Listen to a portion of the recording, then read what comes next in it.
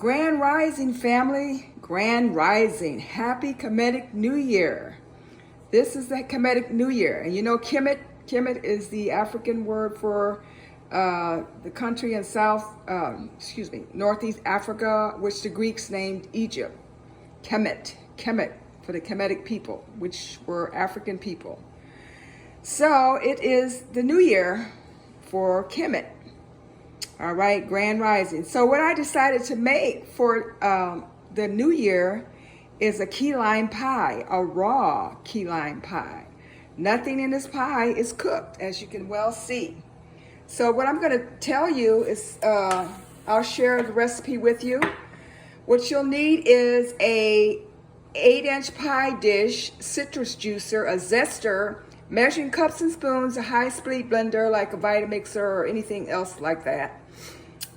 Food processor, bowls, knives, spatula, and you'll need about 6 limes, 2 kiwis, raw cashews, about a pound, raw almonds, about a pound, some agave nectar and or maple syrup, non-dairy milk, but I used coconut milk, the organic coconut milk in the can that you get at the store, and coconut oil, but instead of coconut oil, I use coconut butter. It looks the same as coconut oil, but it's a little bit stiffer and it has that buttery look. And also vanilla extract. Now for the key lime filling, you'll need 1 cup of coconut milk, 2 peeled kiwis, a cup of lime juice, 1 to 2 ripe avocados, and I use 1. And you don't want them all beat up and spotted and looking bad, right? 2 tablespoons of lime zest, about 4 limes, 2.5 cups of soaked cashews. Remember I told you, you can either boil some water and pour it over them and let them set for an hour, or before you go to bed at night, you can put it in some, filtered water and let it set overnight. That's the old-fashioned way. You know, the older people, anyways. But sure, people like me that's been vegan for a long time, that's the way we did it in those days. But the younger folks, they have it where you can go faster. So that's what I used. I used the young people's method this time. Turned out the same. It's really great, really wonderful. Also, now you're going to need 1.5 cups of agave nectar. So I used about 1 cup of agave and some maple syrup, real maple syrup, not the kind, the substitute or the fake kind, the real maple syrup, preferably organic, and 2 tablespoons of coconut butter, or you can use coconut oil, but I use butter. The reason I use the butter because it's stiffer and I just like it, the consistency of it, and it's great for making raw desserts and raw pies and whatnot. And 1/2 teaspoon of sea salt, a teaspoon of vanilla. Now for the crust, I use 2 cups of raw almonds. You put those in your food processor and turn that on until it looks grainy, like a grainy consistency. And then 1 tablespoon of cup of coconut oil, 1 tablespoon of coconut oil, or 1 to 2 depending on how it comes together. But start off with 1. And 2 tablespoons of agave, or throw in maple syrup. I use a little bit of both. A teaspoon of vanilla extract, and 1/2 teaspoon of sea salt. Now all your liquid ingredients, you're going to put that in the blender first and then add all the other ingredients. Combine it at high speed blender, blend until it's really smooth and creamy like. Allow the filling to chill in the refrigerator. I would say for about 30 minutes in the refrigerator, or you can put it in the freezer if you want to speed up the process, but you got to keep an eye on it. All right, in the meantime, you're going to take those almonds, put them in the food processor using the S blade, and break the nuts down into like I said, a grainy consistency, and then transfer that to a bowl and add the rest of the ingredients.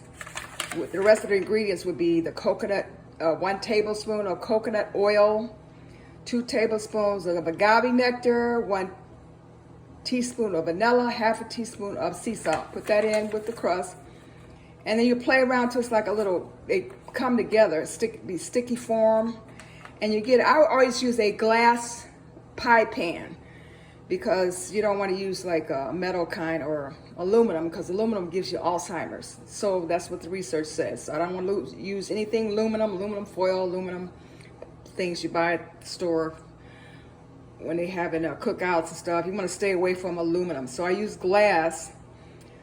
Plus you can use glass over and over. Oh, excuse me, there I go again. So what you'll do is spray that pie dish lightly with the nonstick oil and form it into a, mold it into a crust. Mold it into a crust like you go around the pie pan, stick it down till it's smooth. Then you go back to your blender and pour in that, that you had on the refrigerator or freezer. Take it out, pour that liquid smoothie type stuff into the pie crust. Then you're going to put some like wax paper over it, because we want to use wax. We want to stay away from plastic. We eat too much plastic now. It's clogging up the ocean. All the little fishies is getting caught in baggies and all this other stuff. And it's, plastic is non-biodegradable, so it sticks around for a long time. All this just causes a lot of pollution. Okay, well, I know you don't want to hear about all that. You want to hear about the pan. You know me, I go off on these tangents now. But anyways, the key lime pie, and then the finished outcome is this. And you can slice, and also what I did is I put one of my kiwis in the actual blender with the other mixture, with the coconut milk. That's what I did. And then with the other key lime, I sliced it up. All right, so that's the difference that I did. Now for the filling, I put one of my kiwi fruits in the filling. The recipe doesn't call for that, but that's what I did because I just wanted to try that out. Maybe get it a little greener looking. And also, if you want to get it a little bit greener, you can use some matcha. But I decided not to use matcha because I just want to make it real simple. Maybe the next time I'll try something like that. So here is a close-up of our light food. It's pretty nice. Yeah, on this side. Here's the top view. There's a lime over there. These are some of the limes I used. This is the mandarin orange, the lemon, papaya, watermelon slices, and we put some avocado in there, right? You can use a lot of avocados for these raw desserts, brownies, and a whole bunch of different things, which I'll share with you down the road, and a fig. All these years I used to have figs all the time, fig Newtons and dried figs, but believe it or not, y'all, you're not gonna believe this. That's the first time I had a actual raw fig. Wow, it's pretty cool too. It's really cool. It doesn't taste anything like a fig Newton. That sweet sugary taste is really nice and soft and juicy and whatever. But this is what I call, our sun food, the light food.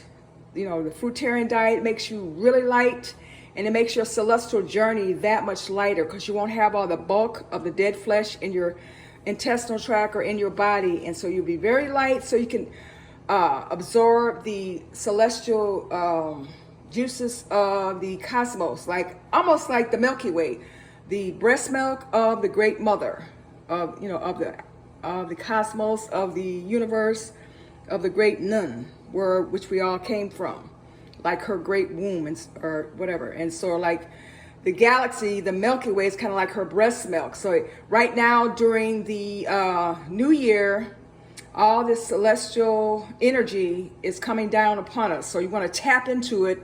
So in order, when you do your meditations, you want to be as light as possible. You don't want to carry any extra baggage, like in your body, even though the body is really nothing. So you want to get to that nothing state, no thing state, so we can tap into the universal energies, the universal nectar, substance material that is all around us, that is coming in. It helps you tap into your imagination and go to those different levels of spirituality. Yes, indeed it does. Give it a try. Tell me how you like it. Oh, let me try it a bit. Maybe I want to try it just 1 second and see what it tastes. I know what it tastes like because I ate up half the pie. But anyway, give it a shot. Hold on a minute.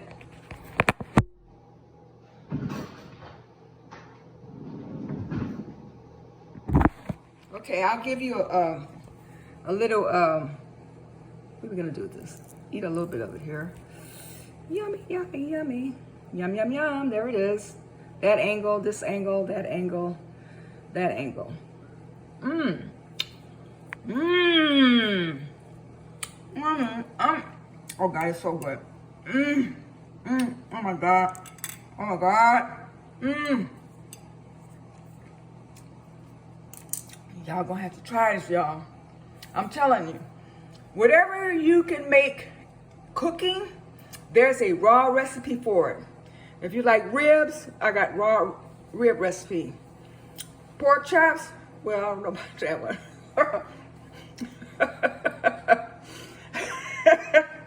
But you can come up with something similar.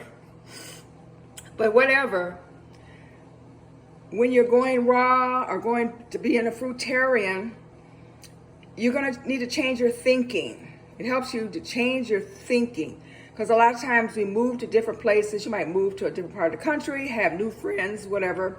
But if you have the same type of negative thinking, you always end up in the same place. So this fruitarian diet, I would call it a spiritual diet. This is my personal opinion and has been my experience. I'm not saying this works for everybody, and I'm not passing judgment on anybody. If you do eat flesh, that's your business. You know, it has nothing to do with me, but in a sense it does, because it's helping to destroy the earth. But like I said, we're not going to get into that. I'm just trying to make a sermon or get on a rant or start preaching or teaching folks. But anyways, this will help you to ascend the material world that we in. You know, our material body, the world that we think so important to get that money, have all these material things, travel to all these places, bid in hotels, get a certain kind of designer bag, get a certain kind of Mercedes-Benz on all this stuff, drink fancy wine and everything. That is irrelevant. It's kind of like, so it's very superficial, because what I'm telling you about today is nothing that you can go out and purchase at Whole Foods. Oops, I didn't mean to say anything that. At any grocery store, or that you can even grow in your backyard.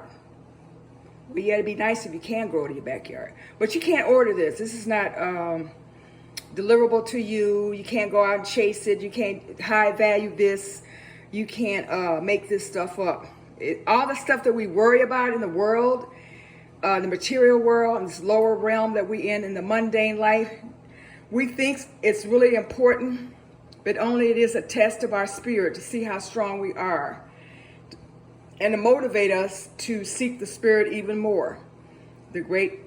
Our great ancestors who paved the way for us and had a lot of stuff for us to say, and they already been there, and when they were around, they were closer to the spirit, because they weren't invaded by outsiders who did understand the spirit. Okay, yes, they did come in and conquer and usurp it and try to change it around and change the names, but they lost the essence of it. That's why we're in the crisis that we're in right now. Now, let's turn it all around. We, the original people that created this wonderful spiritual literature and information, the first people, we can give it back to the world, but we first have to get it for ourselves, okay? We have to make that big change. You know, a lot of times we can't change that the world is so corrupt, and you have these people, this segment of the population that feels entitled to kill and murder and steal people's land, and then usurp their culture whenever they feel like it, you know, and say they made things first. How are you gonna make something first when you came left? You only been around 10,000 years. Everything was made when you showed up. All you did was just step into the shoes and kill the original person. It's almost like somebody doing a identity theft. You know what I mean? That's what happened to us melanated people. Identity theft has been done to us. The identity theft keeps going on, and they now call it appropriation and whatever. But that's what they do, because they, you know, a lot of people that are greedy and feel entitled and feel so special and so superior and feel that they have a very high IQ and they have so much technology. But no, that's not going to help us now. Because as we can see, the temperatures outside are going up to 110 and whatnot. And it's going to get higher because we have been forced this system of oppression, of greed, of capitalism, of money, money, money, of get anything, any way you can, dog eat dog. I don't care who you got to step on. I don't care who you got to talk about. I don't care who you got to kill and murder.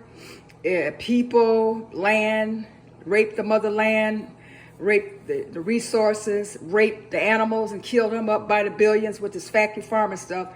And you feel like technology going to help you? No, it's not. No, it's not.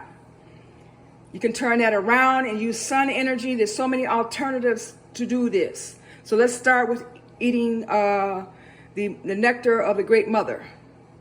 Okay, and turn this around and change our concept and our mind. And knowing that all this physical form of our physical bodies is just very insignificant.